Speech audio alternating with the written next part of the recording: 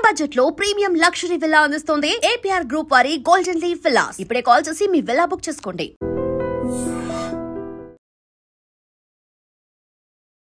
Welcome to I dream. నేను Udayasri. Trump అధికారంలోకి వచ్చాక అమెరికాలో H1B వీసాకి సంబంధించి చాలా డెవలప్మెంట్స్ జరిగాయి. ఇప్పుడు రీసెంట్గా ఇంకొక టాక్ కూడా వినిపిస్తోంది. కాంగ్రెస్ నుంచి H1B వీసా మొత్తం ట్రేస్ అవుట్ చేయాలని టాక్స్ కూడా వినిపిస్తూ ఉన్నాయి. అసలు H1B వీసా బిఫోర్ ఎలా ఉండేది ట్రంప్ అధికారంలోకి రాకముందు, తర్వాత వచ్చిన డెవలప్మెంట్స్ ఏంటి, లేటెస్ట్గా ఈ డెవలప్మెంట్స్ మనం వింటూ ఉన్నాం. మరి వీటి ఇంపాక్ట్ ఇండియన్స్ పైన ఏ విధంగా ఉండబోతోంది, ఇవన్నీ కూడా మనకు డీటెయిల్డ్గా తెలియజేయడానికి మనతో ఉన్నారు professor doctor Ravinder Raina, global economist. మాట్లాడదాం. సార్ నమస్తే, వెల్కమ్ టు అవర్ స్టూడియో. నమస్తే సార్, ట్రంప్ అధికారంలోకి రాకముందు H1B వీసాకి సంబంధించి ఎలాంటి రూల్స్ అండ్ రెగ్యులేషన్స్ ఉండేవి మన ఇండియన్స్కి? ఇప్పుడు ప్రెజెంట్ మళ్ళీ ఇంకొక టాక్స్ కూడా వినిపిస్తూ ఉన్నాయి కదా, మొత్తం ట్రేస్ అవుట్ చేసేసేయాలి అని. సో ఏంటి ఆ డెవలప్మెంట్స్? ఉదయశ్రీ గారు, ట్రంప్ గారు సెకండ్ టైము అడ్మినిస్ట్రేషన్లోకి ఎప్పుడు వచ్చారంటే 20th January 2025కి, అంటే ఆల్మోస్ట్ ఒక 10 months, దాదాపుగా 10 months అవుతుంది. 10 months నుండి రకరకాల యాంగిల్స్లో అమెరికన్ ఎకానమీ అనేది చాలా డౌన్ఫాల్ అవుకుంటూ వస్తూ ఉంది. ఇప్పటికి కూడా అది largest economy in the world. దాదాపు 1874 నుండి ఇప్పటి వరకు గత 154 years నుండి లెక్క పెట్టుకున్నట్టయితే America is the largest economy in the whole world. ఆ పొజిషన్ అనేది స్లిప్ కావడానికి ఆస్కారం ఉంది. రష్యా ఇప్పుడు మనకి చైనా 2వ స్థానంలో ఉంది, అది 1st స్థానంలో రావడానికి ప్రయత్నం చేస్తూ ఉంది, అది జరగబోతుంది. సో ఇప్పుడు అమెరికన్ ఎకానమీ అనేది డౌన్ అవుతున్నది కాబట్టి ట్రంప్ అడ్మినిస్ట్రేషన్లో మాగా అని చెప్పి ఒక ప్రిన్సిపల్ పెట్టుకొని ఆయన పవర్లోకి వచ్చాడు, మేక్ అమెరికా గ్రేట్ అగైన్ అని చెప్పి. సో దాంట్లో భాగంగా అమెరికా ఫస్ట్, అమెరికన్స్ ఫస్ట్ అనే ఉద్దేశంతో ఈ రీఫార్మ్స్ అన్ని చేసుకుంటూ వస్తున్నాడు. ఇప్పుడు దాంట్లో భాగంగా టారిఫ్స్ ఒకటి వచ్చింది. మన ఇండియా ఎక్స్పోర్ట్స్ మీద టారిఫ్స్ దాదాపు 50% టారిఫ్స్ పెంచడం కానీ, చైనా మీద 200% పెంచడం కానీ, ఇట్లాంటివి జరుపుకుంటూ వచ్చాయి. దాంట్లో H1B వీసా అనేది ఒకటి ఇంపార్టెంట్ విషయం అండి. ఈ H1B వీసా అంటే ఏంటి అసలు? అది ఇంతకుముందు పరిస్థితి ట్రంప్ అడ్మినిస్ట్రేషన్లోకి రాకముందు ఎలా ఉంటుండేది, వచ్చిన తర్వాత ఎలా ఉంది, ముందు ఎలా జరగబోతుంది అనే దాని గురించి మనము క్షుణ్ణంగా పరిశీలన చేద్దాం. ఫస్ట్ పాయింట్ ఏంటంటే H1B వీసా అనేది ఒక గేట్వే లాంటిది. అది గేట్వే ఎలా అంటే, ఇప్పుడు మన దగ్గర చదువుకున్నటువంటి వాళ్ళు ఐఐటీలు, ఐఐఎంలు, రకరకాల టాప్ ఇన్స్టిట్యూషన్స్లో చదువుకున్న వాళ్ళు, యూనివర్సిటీలో చదువుకున్న వాళ్ళందరికీ కూడా BTech, MBBS, different degrees, technological degrees complete చేసిన వాళ్ళందరికీ కూడా H1B వీసా అనేది ఒక గేట్వే అనమాట. అమెరికాకి ఎంటర్ కావడానికి, అమెరికాలో గ్రీన్ కార్డ్ రావడానికి, అమెరికన్ సిటిజన్షిప్ పొందడానికి, వీటికి ఒక గేట్వే లాగా యూజ్ చేసుకుంటూ వస్తున్నారు. మొత్తం మీద ఇప్పుడు H1B వీసా అనేది ఫీజు చూసుకున్నట్టయితే $15,000 వరకు ఉంటుండేది. దానికంటే తక్కువ కూడా ఉంటుంది. దాదాపు ఒక 5-6 years బ్యాక్ మనం చూసుకున్నట్టయితే H1B వీసా ప్రాసెస్ దానికి కట్టే ఫీజు అనేది 15,000 కంటే కూడా తక్కువ ఉంటుండేది. 15,000 కంటే తక్కువ ఉన్నప్పుడు అది అఫోర్డబుల్ రేట్లో ఉంది కాబట్టి అందరూ ఎంప్లాయర్స్ ఒక సైడ్, ఎంప్లాయీస్ కూడా other side, they always try to accept that and pay. ఇక్కడ మన ఇండియన్ కరెన్సీ ప్రకారం 15,000 అప్పుడు లేదండి, లేదు, అమెరికన్ డాలర్లలో 15,000. అంటే ఇప్పుడు డాలర్ రేటు దాదాపు $89 ఉన్నది. $89 మనం చూసుకున్నట్టయితే అది చాలా $15,000 అంటే చాలా పెద్ద మొత్తంలో. మన దగ్గర అసలు ఐఏఎస్ ఆఫీసర్లు డిస్ట్రిక్ట్ కాదు కదా, చీఫ్ సెక్రటరీకి, ప్రెసిడెంట్ ఆఫ్ ఇండియా కూడా $15,000 జీతం రాదు. ప్రైమ్ మినిస్టర్ ఆఫ్ ఇండియా కానీ ఎవరికైనా కూడా, ప్రెసిడెంట్కి అంత జీతం లేదంటే ప్రెసిడెంట్కి ఆల్మోస్ట్ about 5 lakhs rupees వస్తుంది అనుకోండి.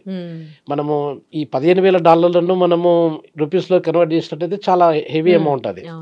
సో అలాంటప్పుడు 15,000 మీరు ఒక టెక్నోక్రాట్ని ఎంప్లాయ్ చేయడానికి వీసా ప్రాసెసింగ్ ఫీజు మాత్రమే పే చేయాలి. ఎవరు పే చేస్తారు? అది ఎంప్లాయర్ పే చేస్తాడు. ఎంప్లాయీ ఎక్కడి నుండి పే చేస్తాడు? మళ్ళీ ఎంప్లాయీ మీద ఏదో రకంగా దాన్ని బర్డన్ షిఫ్ట్ చేస్తూ ఉంటాడు, డైరెక్ట్గానో ఇండైరెక్ట్గానో. సో 15,000 అనేది ఎక్కువ అసలు యాక్చువల్గా. మనలాంటి ఇండియన్ టెక్నోక్రాటిక్ ఇండియన్ ఎంప్లాయీస్కి 15,000 ఎక్కువనే. 15,000 నుండి $1,00,000 పెంచాడండి. అది ఎప్పుడు పెంచాడు? ఈ మధ్యనే. అంటే దాదాపు మనకు సెప్టెంబర్లో ఇప్పుడు టారిఫ్స్తో ట్రై చేశాడు. టారిఫ్స్ ద్వారా సక్సెస్ కాలేదు అతను. టారిఫ్స్లో సక్సెస్ కాలేదు కాబట్టి ఆ యొక్క గ్యాప్ను ఏ రకంగా ఫుల్ఫిల్ చేయాలనేది ఈ వీసాను తీసుకొచ్చాడు అనమాట. వీసాను తీసుకురావడం వల్ల $15,000 నుండి $1,00,000 పెంచాడు. $1,00,000 కంటే మీకు దాదాపు 89 లక్షలు, నియర్లీ 90 లక్షల రూపాయలు వీసా ప్రాసెసింగ్ మాత్రమే కట్టాల్సి వస్తుంది అనమాట. అలాంటప్పుడు మన దగ్గర నుండి పోయే టెక్నోక్రాట్స్ వాళ్ళ జీతాలు ఎంత? అమెరికన్ స్టాండర్డ్స్ చూసుకున్నట్టయితే $5,000 నుండి 15,000, 20,000 సంపాదించే వాళ్ళు ఉన్నారు. 10,000 నుండి 20,000 మధ్యన సంపాదించే వాళ్ళు చాలా తక్కువ మంది ఉన్నారు. 5 నుండి 10,000 మధ్యన సంపాదించే వాళ్ళు ఎక్కువ మంది ఉండొచ్చు. అంటే ఇప్పుడు మీరు ఆ జీతంతో చూసుకుంటే సంవత్సరం యొక్క ఆల్మోస్ట్ 1 year శాలరీ అనేది నీకు దానికి వెళ్ళిపోతుంది వీసా ఫీకి. ఎంప్లాయర్ ఏమనుకుంటాడు, మిమ్మల్ని తీసుకురావడం వల్ల మాకు బర్డెన్ ఎక్కువైపోతుంది. ఆల్మోస్ట్ మీకు ఒక 1 year పేమెంట్ ఏదైతే మేము చేయాలనుకుంటున్నామో ఆ 1 year మేము ముందే మీ పేరు మీద మేము వీసా ఫీజు కట్టాల్సి వస్తుంది. సో కాబట్టి మాకు ఎక్సెసివ్ బర్డెన్ అవుతుంది, మీరు అక్కర్లేదు, మేము లోకల్ వాళ్ళని మేము వెతుకుంటాము అన్న పాయింట్ అనమాట. అంటే లోకల్ పీపుల్ని ఎంప్లాయ్ చేయడానికి, లోకల్ ఎంప్లాయ్మెంట్ ఆపర్చునిటీస్ ఇంప్రూవ్ చేయడానికి వరకు ఇది ఒక స్ట్రాటజీ అనమాట. సో దానివల్ల ఒక డిక్రీ, ప్రెసిడెన్షియల్ డిక్రీ అనేది ఇష్యూ చేశాడు. ఎప్పుడు చేశాడు? 19th of September ఇష్యూ చేసి 21st of September 2025 నుండి అది అమల్లోకి వచ్చింది. దానిలో కొంచెం ఎగ్జామ్షన్స్ వచ్చాయనుకోండి. రకరకాల ఎగ్జామ్షన్స్ ఏంటంటే, ఇప్పుడు మామూలుగా మనకు మెడికల్ ఫీల్డ్ ఉందనుకోండి, హెల్త్ కేర్ టెక్నాలజీస్ ఉన్నాయి. హెల్త్ కేర్ టెక్నాలజీస్లో అమెరికన్స్ అంత పెద్దగా వాళ్ళు అచీవ్ చేసింది లేదు. సో మనలాంటి ఇప్పుడు ఇండియాలో ఉన్న మెడికల్ సైంటిస్ట్ కావచ్చు, మెడికల్ డాక్టర్స్ కావచ్చు, ఇంకా వేరే దేశాల్లో ఉన్నటువంటి మెడికల్ డాక్టర్, యూరోప్ నుండి కావచ్చు, వాళ్ళకు అవకాశం ఇవ్వడానికి వరకు అదొకటి యూజ్ అవుతుంది అన్నమాట H1B వీసా అనేది. ఇంజనీర్స్, ఇప్పుడు మన దగ్గర IITs, IIMs, మనము 2 eyes ఆఫ్ ఇండియా అని చెప్పి అంటాం వాటిని. వాళ్ళ దగ్గర అక్కడ నుండి గ్రాడ్యుయేట్ అయ్యే మెజారిటీ ఆఫ్ ద పీపుల్ దాదాపు 90% వరకు యుఎస్కు, యూకేకి, అక్కడికే వెళ్తున్నారు. ఎందుకు వెళ్తున్నారు అనేది కూడా మనం చూసినట్టయితే, ఇప్పుడు IIT, IIMలలో పనిచేసిన అది చదువుకున్న వాళ్ళకు బార్క్ ఉందనుకోండి, బాబా అటామిక్ రీసెర్చ్ సెంటర్ ఉంది. మనకి ఇంకా రకరకాల సైన్స్, CSIR అట్లాంటి ఇన్స్టిట్యూషన్స్ ఉన్నాయి. లేకపోతే ఇస్రో లాంటిది ఉంది, ఇండియన్ స్పేస్ రీసెర్చ్ ఆర్గనైజేషన్ ఉంది. ఇక్కడ జీతాలు ఎంత వస్తాయి వాళ్ళకు? ₹1,00,000 కూడా రావు అసలు. ₹1,20,000 వచ్చింది. కలెక్టర్ కూడా జీతం ఎంత వస్తుంది? ₹57,000 వస్తుంది. సో ఇలాంటప్పుడు వాళ్ళకి ₹1,00,000 జీతంతో ఇండియాలో బతికే కంటే అక్కడ పోతే 10 లక్షలు వస్తుంది, 20 లక్షలు వస్తుంది నెలకి అనే ఉద్దేశంతో చాలామంది వెళ్ళడానికి ప్రయత్నం చేస్తున్నారు. సో దానిలో భాగంగా ఇప్పుడు ఎక్కువగా అడ్వాంటేజ్ తీసుకొని ఎక్కువగా బెనిఫిట్ అయ్యే వాళ్ళు ఎవరు ఈ H1B వీసా ద్వారా అంటే భారతీయులు మాత్రమే. ఇప్పుడు మీకు ఒక ఉదాహరణ చెప్తాను. మొత్తం గత 4 years నుండి డాటా తీసుకున్నట్టయితే, American statistics, employment statistics, immigration statistics data తీసుకున్నట్టయితే మనకు 80,000 మంది మొత్తం ఆఫ్రికా, లాటిన్ అమెరికా, వేరే దేశాల నుండి 80,000 మంది వెళ్తే ఒక ఇండియా నుండి 1,30,000 మంది వెళ్ళారు H1B వీసా ద్వారా. ఇప్పుడు మనకు ఇది చూసుకోండి, మీరు అమెజాన్ కంపెనీ ఉంది. అమెజాన్లో దాదాపు హైయెస్ట్ అరౌండ్ 10,500, 11,000 పీపుల్ ఒక అమెజాన్ కంపెనీ మాత్రమే H1B వీసాను యూజ్ చేసుకొని మన ఇండియాలో ఉన్నటువంటి సైంటిస్టులను, టెక్నోక్రాట్లను, మ్యాథమెటిషియన్స్ని, ఎకనామెట్రిషియన్స్ని వీళ్ళందరినీ తీసుకెళ్ళింది అనమాట. గూగుల్ కూడా ఒక దాదాపు 5,000, 5,500. ఈ రకంగా ఇప్పుడు మీరు అడిగిన క్వశ్చన్కి కాంగ్రెస్ విమెన్ ఆమె ఒక రీఫార్మ్ మొన్ననే జస్ట్ ఒక 1-2 days బ్యాక్ థర్స్డే రోజు she spoke openly in public meeting. ఆమె ఏం చెప్తుందంటే, ఈ H1B వీసా రావడం వల్ల దీన్ని యూజ్ చేసుకొని నాన్ అమెరికన్స్, ఫారినర్స్ వాళ్ళు బెనిఫిట్ పొందుతున్నారు. మన అమెరికన్స్కి ఒరిగేదేం లేదు. సో కాబట్టి దాన్ని ఈ $1,00,000 పెంచడము, అలా వాళ్ళని తగ్గించడం కంటే దాన్ని మొత్తం తీసేస్తేనే బాగుంటుంది అనేది పాయింట్ తీసుకొచ్చింది అనమాట. సో దానిలో ఏం జరుగుతుందంటే, ఇప్పుడు మార్జోరీ టైలర్ గ్రీన్ అని ఆమె పేరు, she's an MP from Congress అనమాట.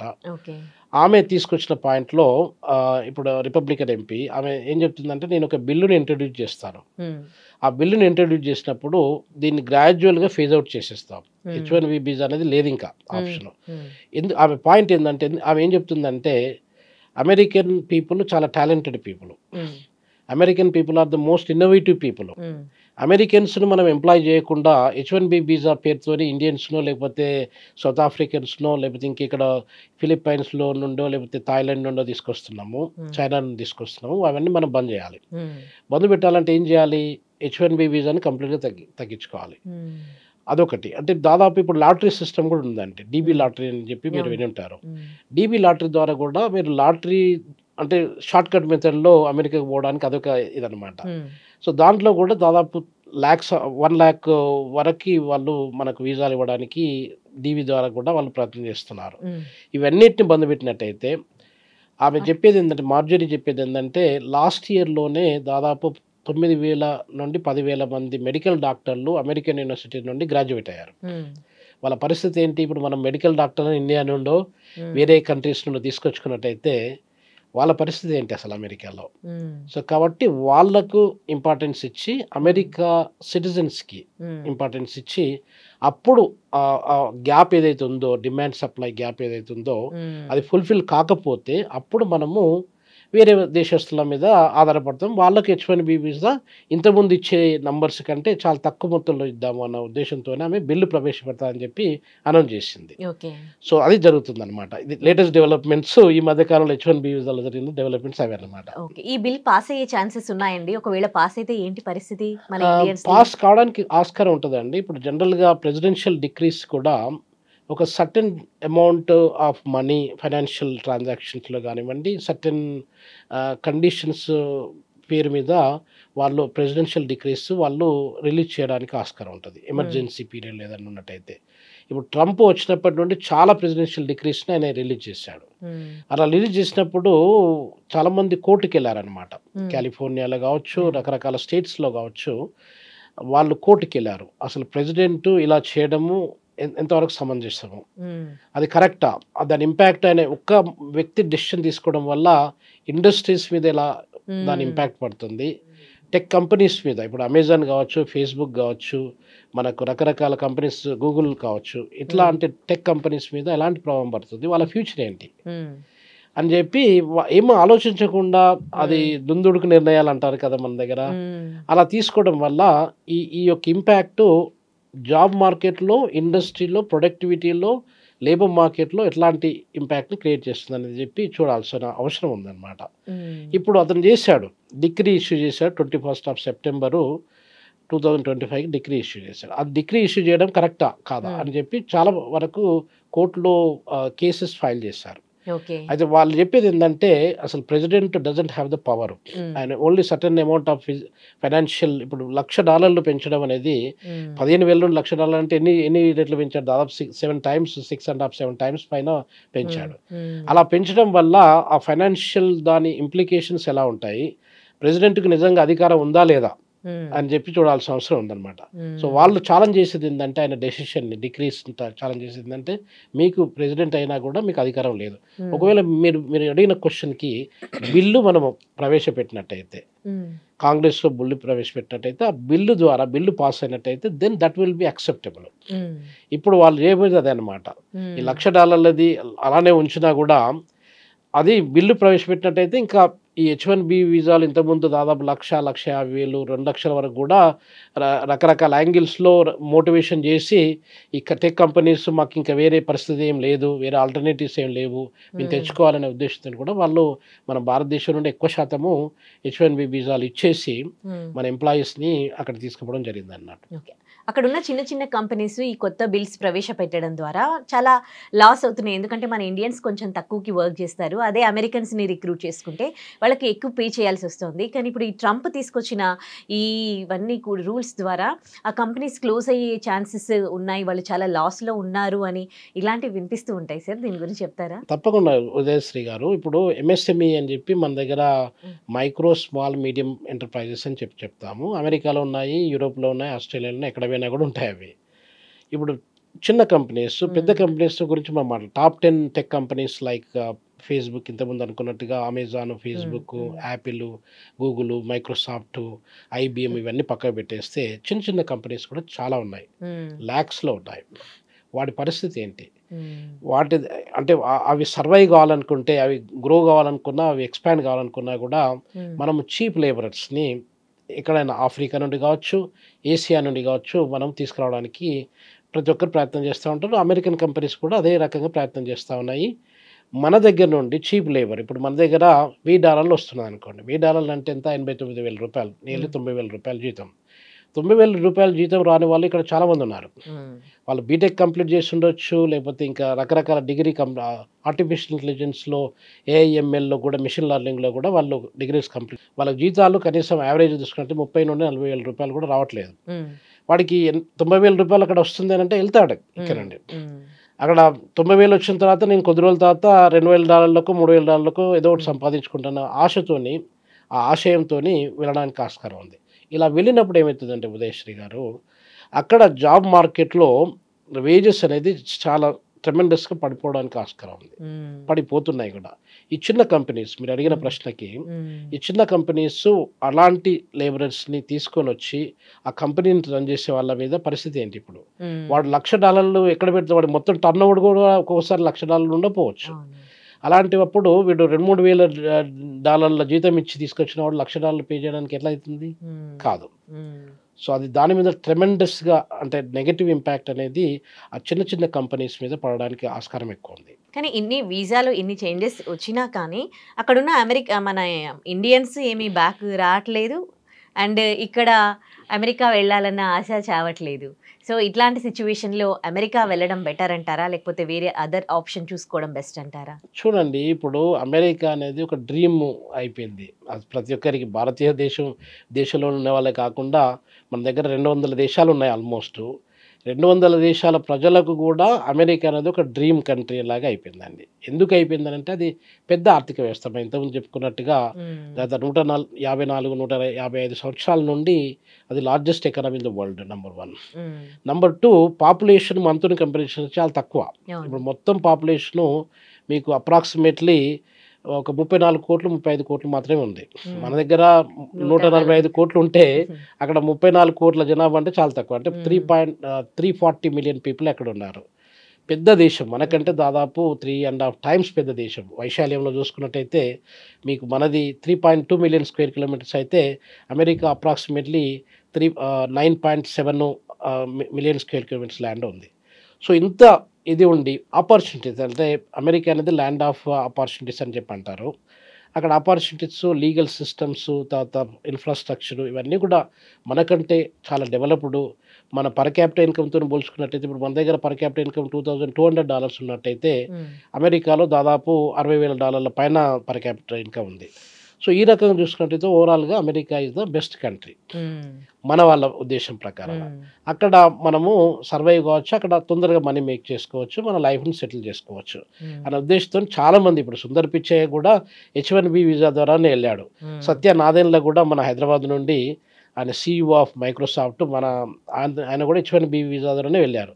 వాళ్ళు now they become established CEOs. ఇప్పుడు సుందర్ పిచ్చయ్య మొన్ననే బిలియనీర్ అయ్యాడు. దాదాపు 7 సంవత్సరాల పైన ఆయన CEOగా పనిచేసి ఆయన income approximately about 1,800 crore per month ఆయన ఎర్న్ చేసే సాలరీ. సో దాంతోనే ఆయన బిలియనీర్ అయ్యాడు. ఇట్లా బిలియనీర్ అయిన వాళ్ళు, అంటే మన ఇండియా నుండి అమెరికాకి మైగ్రేట్ అయ్యి బిలియనీర్ అయిన వాళ్ళ సంఖ్య చాలా ట్రెమెండస్గా పెట్టుకుంటూ వచ్చింది. ఎందుకు పెరిగిందంటే వాళ్ళు ఒకవేళ ఇండియాలో ఉన్నట్టయితే వాళ్ళు బిలియనీర్ కాదు కదా, మిలియనీర్ కూడా కాకపోయేవాళ్ళు. సో ఇట్లా వాళ్ళ ఫాస్ట్ గ్రోత్ అనేది అక్కడ ఉంటుందనే ఉద్దేశంతో అక్కడికి వెళ్ళిన వాళ్ళ సంఖ్య పెరుగుకుంటూ వస్తుంది. ఇప్పటి కూడా అది డ్రీము. ఇప్పుడు ఈ కండిషన్స్, ఇప్పుడు 10 నెలల నుండి ఈ ట్రంప్ అడ్మినిస్ట్రేషన్లోకి వచ్చిన తర్వాత ఆ డెవలప్మెంట్స్ జరిగినా కూడా మన దగ్గర ఉన్న యూత్కు కానీ, మన దగ్గర ఉన్న చదువుకున్న వాళ్ళ టెక్నోక్రాట్స్ కానీ ఇంట్రెస్ట్ తగ్గట్లేదు. ఎందుకు తగ్గట్లేదు అంటే, ఏదో ఒక రోజు ట్రంప్ అయితే ఎంతో కాలం ఉండడు కదా, ఇంకా అప్రాక్సిమేట్లీ 3 years ఉంటాడు ఆయన. 3 years ఉండొచ్చు, ఉండకపోవచ్చు కూడా. సో ఇలాంటప్పుడు ఒకసారి మనం అమెరికాలో అడుగుపెట్టినట్టయితే ఇంకా అక్కడ వేణతాది ఇవన్నీ ఏదో చూసుకోవచ్చు అన్న ఉద్దేశంతో చాలామంది ఇల్లీగల్గా ఇమిగ్రెంట్ ద్వారా పోయిన వాళ్ళు కూడా ఉన్నారండి.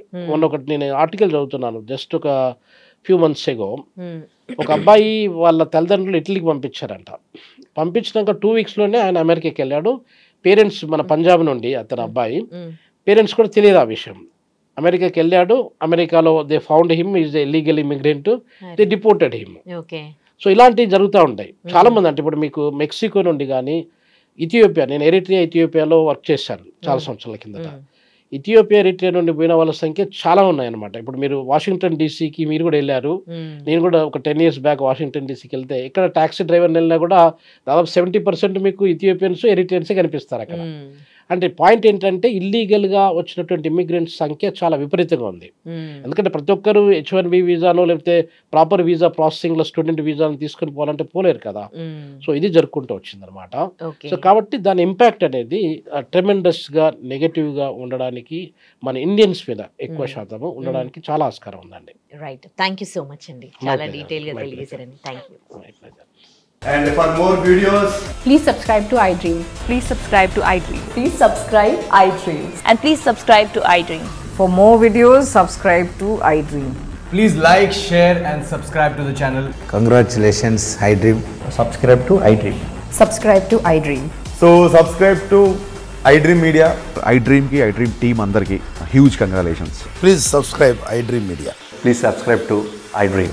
Subscribe iDream. Please subscribe to iDream. iDream అంటే నా కళల ఛానల్ సబ్స్క్రైబ్ చేసుకున్న నోరు తిరుగుతలేదు, మీరైతే గంట గుర్తు కొట్టండి. For more such videos, please subscribe to iDream.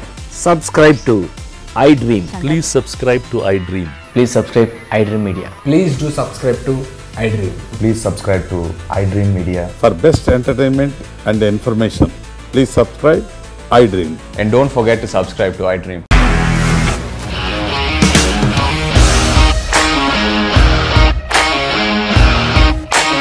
ఇండస్ట్రీలో కమిట్మెంట్ ఇష్యూస్ వస్తే నీకు కూడా వచ్చినట్టు మార్నింగ్ తీసుకెళ్ళారంటే కొట్టి పడేస్తారు.